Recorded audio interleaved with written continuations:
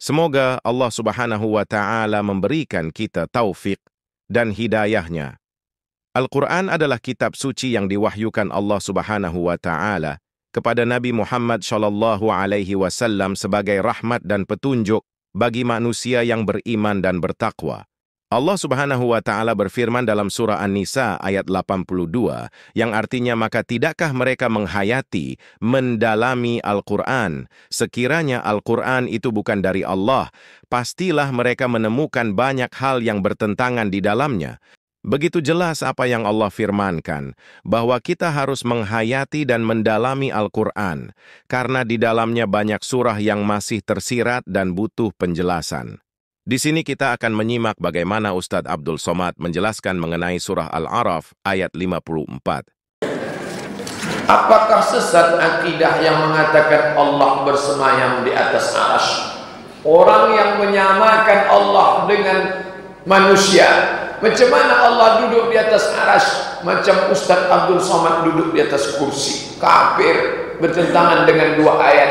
Walam yakul lahu kufuwan ahad. Allah tak sama dengan apapun. Laisa kamitslihi syai'un. Allah tak sama dengan apapun. Lalu apa makna Ar-Rahman 'alal arsy istawa? Allah duduk di atas arsy. Kalangan salafus saleh mengatakan makna ayat ini, mereka tak mau jawab. Datang orang ke Imam Malik. Imam Malik, ya, apa makna Allah duduk di atas arsy? Al-istiwa maklum, duduk di atas kursi semua orang tahu. Wal kaifiyatu majhulah, bagaimana Allah duduk di atas arsy tak ada orang yang tahu. Al-imanu bihi wajib, beriman kepada ayat itu wajib. Wasu'alu anhu bid'ah, menanyakan tentang itu bid'ah. Wa kullu bid'atin dhalalah, wa kullu dhalalatin finnar. Tapi anak sekolah kalau ditanya gini tak bisa. Pak Ustaz, apa makna ayat Allah duduk di atas arsy? Jangan tanya-tanya. Pak Ustaz, apa makna yadullah fawqa aydihim, tangan Allah di atas tangan mereka? Jangan tanya-tanya. Lama-lama dia bingung agamanya apa. Tak boleh ditanya isinya. Maka sebagian ulama mentakwil. Maka kalangan salaf itu dua. Satu mentafwid, serahkan sama Allah. Yang satu lagi mentakwil. Apa makna Allah duduk di atas arsy? Allah berkuasa. Itu yang dikatakan Imam Ali radhiyallahu anhu. Apa kata Ali? Innallaha khalaqal arsya. Allah menciptakan arsy izharan liqudratihi, untuk menunjukkan kuasanya. Walam yattakhizhu makanan li nafsihi, bukan untuk menyatakan tempat duduknya. Bapak Doktorandus Haji Herman Abdullah MM duduk di atas singgasana wali kota selama 2 periode. Apakah maknanya dia duduk di atas kursi 10 tahun? Bukan, artinya dia berkuasa. Itu makna ayat itu. Jadi memahami ayat-ayat mutasyabihat dua. Yang pertama, serahkan maknanya pada Allah. Yang kedua, takwil. Adapun menyamakan Allah dengan makhluk, batil, tak boleh. Kelompok mujassimah menyamakan Allah dengan makhluk, batal. Laisa kamitslihi syai'un wa huwas samiul basir. Penjelasan Ustadz Abdul Somad ini ditentang oleh saudara yang satu ini. Beliau mengatakan bahwa Ustadz Abdul Somad telah berdusta dan menyesatkan umat. Kita dengar penjelasan beliau. Ikhwan akhwat rahimani wa rahimakumullah, ada sebuah athar dusta yang sering dinukil oleh Pak Abdul Somad berkaitan dengan penafian dia tentang Allah Subhanahu wa Ta'ala berada di atas arsy-Nya atau berada di atas langit. Baik, tanpa panjang lebar kita simak dulu apa yang dikatakan oleh Pak Abdul Somad berkaitan dengan athar dusta yang dialamatkan kepada Ali ibn Abi Thalib radhiyallahu taala anhu. Silakan disimak dulu. Imam Ali bin Abi Thalib. Inna Allah Ta'ala khalaqal arsya izharan liqudratihi. Allah menciptakan arsy itu untuk menunjukkan kekuasaannya. La makanan, bukan sebagai tempat zatnya. Imam Ali. Maka penambahan kalimat seperti ini, kata para ulama, sebagaimana riwayat yang dibawa oleh Uwas Ustaz Abdul Somad dalam videonya tersebut, yang katanya dari Ali ibn Abi Thalib radhiyallahu taala anhu, juga tidak ada redaksi yang disandarkan kepada Ali radhiyallahu taala anhu. Jadi penambahan kata walam yattakhidh makanan lidzatihi adalah merupakan redaksi yang dibuat-buat oleh sebagian manusia yang ingin berusaha keras untuk menyangkal Allah Subhanahu wa taala di atas arsy-Nya. Kemudian kana Allah wala makan wa huwa al-an ala ma alaihi kan. Allah ada tanpa permulaan dan tempat, dan dia Allah Subhanahu wa taala sekarang tetap sebagaimana pada sifatnya yang dulu, yakni tidak bertempat. Maka semua tambahan yang disandarkan atas nama Ali radhiyallahu taala anhu di atas adalah kedustaan yang digunakan kaum Jahmiyah dan Asy'ariyah.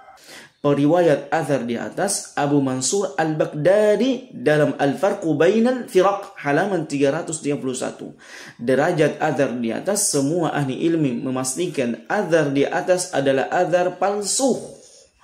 Athar palsu yang diatasnamakan, yang dialamatkan kepada sahabat yang mulia Ali ibn Abi Thalib radhiyallahu taala anhu.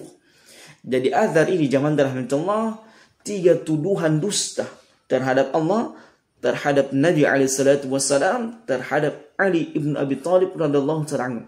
Athar tuduhan yang pertama adalah menuduh Allah Jalla Jalaluhu dengan pensifatan yang tidak sebagaimana yang Allah Subhanahu wa taala sifatkan. Dan ini keliru, dan ini sungguh sangat pernyataan yang menyesatkan. Kemudian dusta terhadap Nabi sallallahu alaihi wasallam. Dia mengatakan, Nabi SAW mengatakan demikian. Kemudian dusta kepada Ali ibn Abi Thalib radhiyallahu taala anhu. Maksudnya Allah Subhanahu wa taala dari pensifatan yang menyesatkan. Tapi jemaah rahmatullah, tidak terdapat dalam Sahih Bukhari, tidak Sahih Muslim, tidak pula pada Sunan Abi Daud, Sunan At-Tirmidzi, Sunan An-Nasai, Sunan Ibnu Majah, Musnad Ahmad, Muwatta Imam Malik dan Sunan Darimi. Allahu Akbar.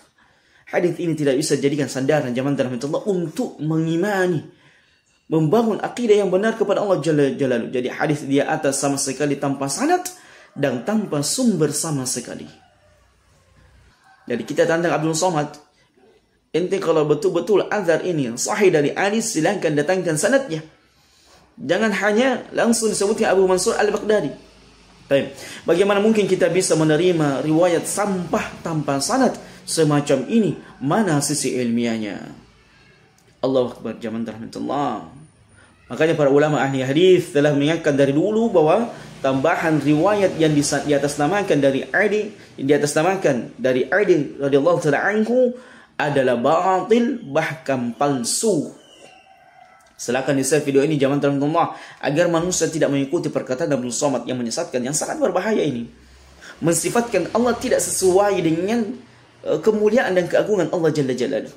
Adapun kita mengimani Allah Subhanahu wa taala di atas arsy, di atas langit. Jangan samakan dengan pemikiran kita. Misalnya manusia di atas sebuah tempat, kita kemudian menyamakan Allah Subhanahu wa taala di atas tempat sama seperti, tidak, jamaah rahmatullah. Ingat ketika Imam Malik ditanya bagaimana Allah Subhanahu wa taala bersemayam di atas arsy-Nya, apa kata Imam Malik? Bahwasanya istiwa itu maklum. Secara bahasa, kalau ente tanya istiwa itu bagaimana, itu maklum itu. Adapun kaifiahnya, bagaimana Allah beristiwa dan bagaimana bagaimana Allah Jalla Jalla beristiwa, itu majhul, tidak diketahui. Tidak ada yang pernah melihat bagaimana Allah Subhanahu wa taala bersemayam, bagaimana Allah Subhanahu wa taala di atas langitnya, yang dengan segala kemuliaan dan keagungannya. Jangan disamakan dengan makhluk. Ibnu Taimiyah rahimahullah, ini Ibnu Taimiyah selalu kita nukilkan dan selalu mengatakan, mereka mengatakan ulamanya Wahabi itu cuma satu, Syekhul Islam Ibnu Taimiyah. Kalau bukan Syekhul Islam Ibnu Taimiyah, Syekh Muhammad Ibn Abdul Wahhab, begitulah Wahabi kata mereka. Baik, beliau berkata, wa hadhi ziyadah wa hiya qawluhu wa huwa al-adha ala ma alayhi kan kadzdzaba muftari ala Rasulillah sallallahu alaihi wasallam. Baik, tambahan ini yakni ucapan wa huwa al-an ala ma alayhi kan, dan dia Allah Subhanahu wa taala sekarang tetap sebagaimana pada sifatnya yang dulu, yakni tidak memiliki tempat, adalah kedustaan yang diada-adakan atas nama Rasulullah sallallahu alaihi wasallam. Kadzdzaba muftari ala Allah Rasulullah sallallahu alaihi wasallam, dengan sengaja mendustakan nama Nabi sallallahu alaihi wasallam. Hati-hati. Ya, man kadzdzaba alaihi muta'ammidan falyatawa maqadahu minan nar. Siapa yang berdusta atas namaku dengan sengaja, maka suruh siapkan diri mereka menempati tempat dalam neraka Allah Jalla Jalaluhu. Sangat berbahaya zaman tertentu. Ya, akidah yang menyimpang seperti ini, akidah yang dibuat-buat, sanad yang dibuat-buat, ini tidak ada. Kita mengimani Allah Jalla Jalaluhu sebagaimana kemuliaan dan keagungan yang Allah sebutkan dalam Quran dan Sunnah, tanpa berusaha mencari tahunya, bagaimana kemudian Allah Subhanahu wa taala bertahta, bersemayam di atas arsy. Kewajiban kita hanya mengimani. Adapun Allah Subhanahu wa taala bertempat dan tidak, ente yang ngomong, kita tidak pernah ngomong, kita hanya mengimani, titik. Tidak ada penjelasan di antara kami begini Allah begitu, Allah butuh tempat. Na'udzubillah, nasallahu salamatan wa afiyah. Kita hanya diperintah untuk sami'na wa ata'na dalam perkara akidah. Ya, tidak boleh orang terlalu banyak berbicara tentang akidah kepada Allah Jalla Jalaluhu. Allah begini, Allah begitu tanpa ada dalil dan dari Quran dan Sunnah SAW, hanya menukilkan adzal yang dusta dan adzal yang palsu. Allah musta'an. Taib, ada Syekhul Islam Ibnu Taimiyah rahimahullah melanjutkan, ittafaqa ahlul ilmi ala annahu mawdu' mukhtaliq. Telah sepakat seluruh ahli ilmu bahwa hadis di atas adalah maudhu, palsu yang dibuat-buat. Walaysa huwa fi syai'in min dawawinil hadits la kibaruhum wa la sigharuhum. Dan hadis tersebut sama sekali tidak terdapat dalam himpunan kitab-kitab hadis, tidak dalam kitab yang besar dan tidak pula kitab yang kecil.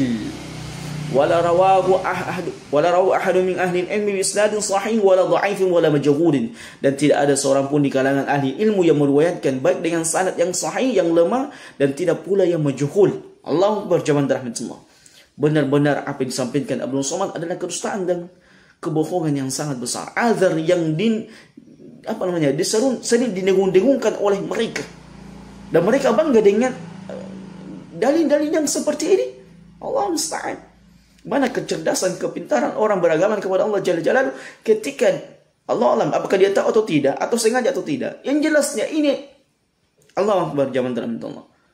Perkataan yang sangat luar biasa yang memiliki konsekuensi yang sangat besar. Ittaqillah ya Ustaz, bertakwa ente kepada Allah Jalla Jalaluhu.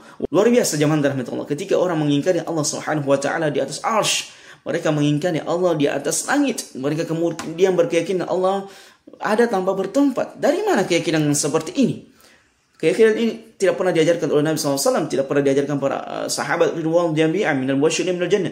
Dan lihat para sahabat ketika mereka mengangkat tangannya berdoa, bahkan mereka saling menengok ke langit. Bahkan banyak sekali hadis maupun ayat-ayat Quran yang menunjukkan Allah bersemayam di atas arsy dengan segala kemuliaan dan kekuasaan dan keagungan Allah Jalla Jalaluhu. Maka yang mana kita ikuti? Dalil Quran dan Sunnah Nabi SAW yang sudah jelas, dari perkataan dan sanad yang tidak jelas, yang cenderung kepada bukan cenderung lagi, betul-betul perkataan ini adalah riwayat ini adalah riwayat dusta dan palsu, maka antum yang pilih, silakan pilih, dan segala sesuatunya ada konsekuensi. Kalau kita amati pernyataan beliau, sepertinya menolak pernyataan Ustadz Abdul Somad tentang mentawil ayat Al-Quran. Apakah mentawil ayat Al-Quran itu berbahaya sampai-sampai mengatakan bahwa Ustadz Abdul Somad adalah pendusta dan menyesatkan? Mari kita dengarkan penjelasan Ustadz Al-Nofiandri Dinar tentang ta'wil. Apakah itu perlu dilakukan atau itu perbuatan yang menyesatkan? Bapak Ibu yang dimuliakan Allah Subhanahu wa taala, ada yang mengklaim, ada yang menuduh, ada yang memfitnah bahwa keyakinan Ahlus Sunnah itu atau keyakinan yang diusung Imam Abu Hasan Al-Asy'ari itu sesat. Paham? Tadi kan sudah kita jelaskan sesuai dengan Rasulullah dan sahabat. Datang tuduhan bahwa akidah Ahlus Sunnah itu, akidah Imam Abu Hasan Al-Asy'ari itu adalah akidah sesat, akidah menyimpang.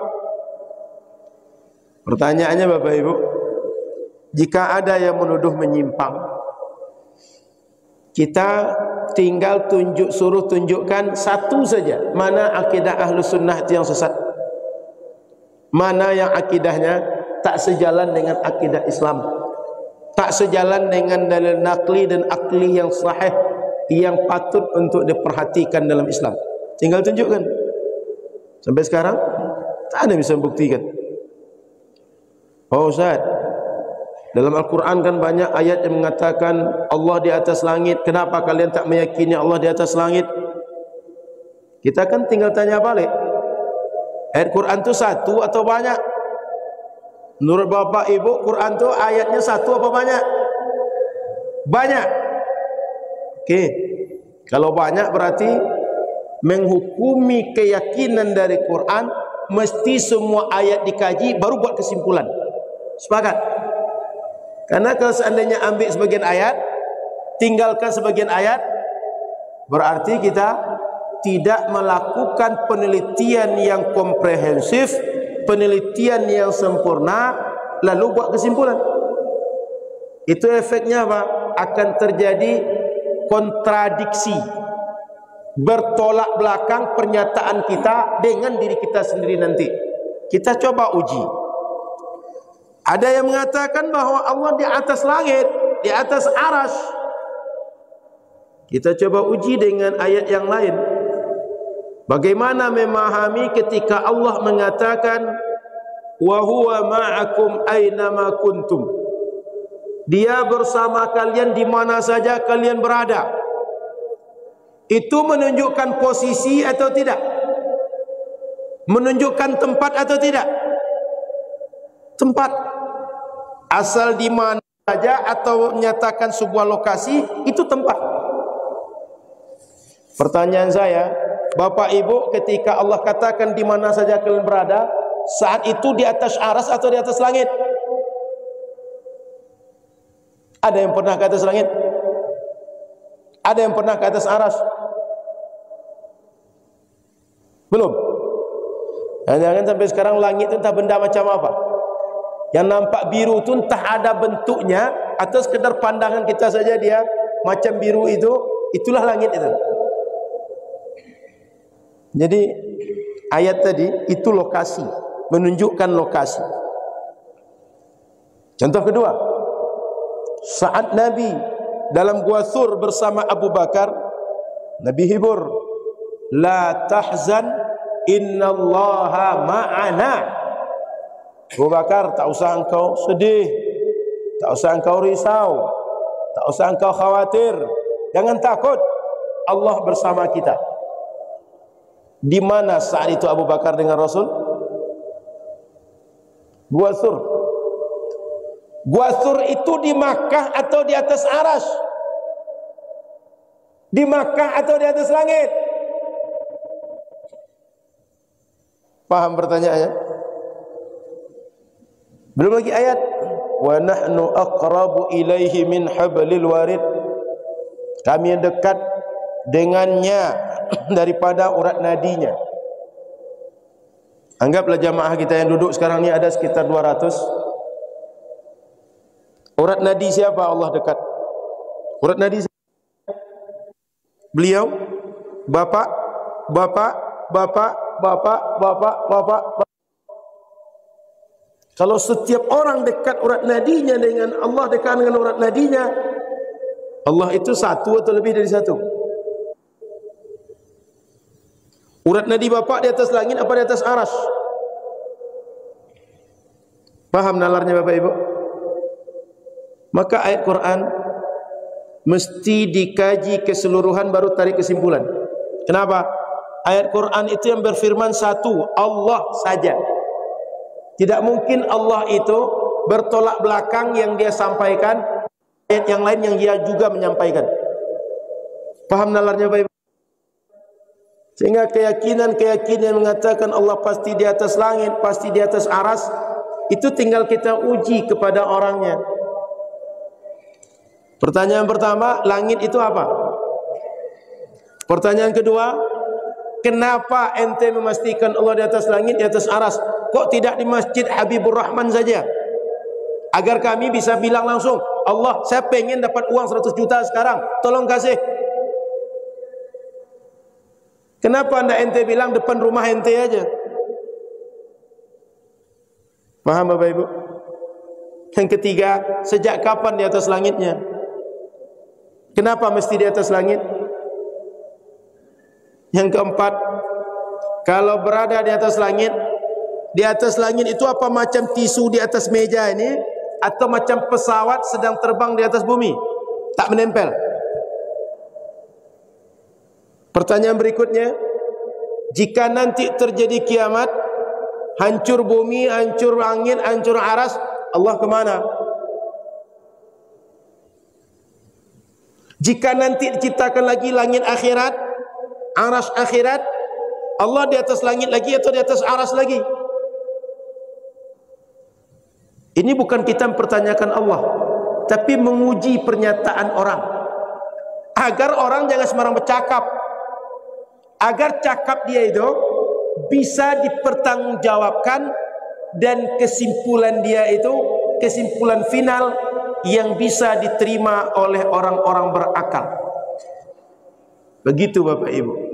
Sehingga jangan pula mengira bahwa kita mempertanyakan tentang Allah, bukan. Kita cuma menguji pernyataan orang. Demikian penjelasan para ustadz kita. Sekiranya berbeda pendapat, rasanya tidak perlu sampai mengatai orang lain sebagai pendusta dan menyesatkan. Wallahu a'lam bishawab.